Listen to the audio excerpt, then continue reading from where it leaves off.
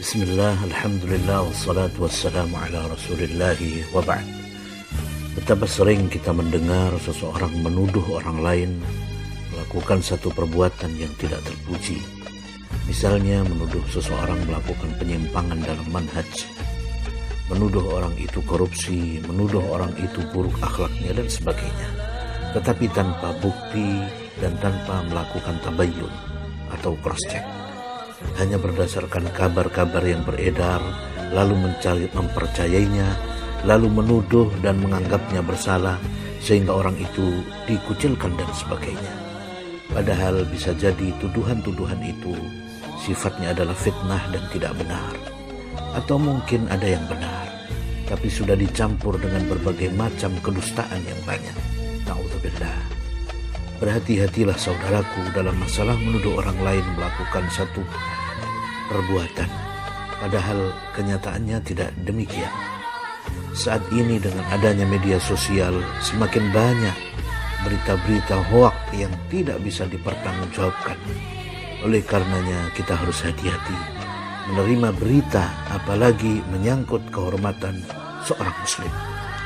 Hendaknya kita tidak membicarakan tentang aib seorang muslim, apalagi menyebarkannya. Dan yang lebih berat lagi yaitu jika ternyata ia merupakan dusta dan fitnah. Ancamannya sangat besar dan berat. Dengarkanlah sabda Nabi SAW, "Man qala fi mu'minin ma laysa fihi hubisa fi radghatil khabal hatta ya'tiya bil makhraj mimma qala." Barang siapa yang menuduh seorang mukmin secara dusta, maka dia akan ditahan di tanah lumpur neraka sehingga dia mencabut ucapannya. Hadis riwayat Abu Dawud, lihat dalam silsilah al-ahadits as-sahihah. Oleh karena itu, jagalah lisan kita untuk tidak berbicara kecuali yang baik dan untuk tidak menuduh seseorang tanpa bukti yang terang.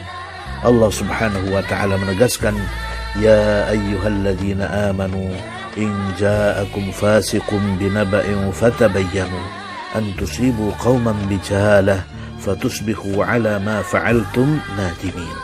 Hai orang-orang yang beriman, jika datang kepadamu orang fasik, yaitu orang yang banyak dosa, membawa suatu berita, maka periksalah dengan teliti agar kamu tidak menimpakan suatu musibah pada suatu kaum tanpa mengetahui keadaannya yang menyebabkan kamu menyesal atas perbuatanmu itu.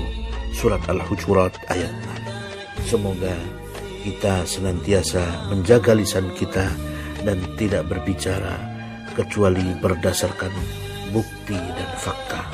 Barakallahu fiik.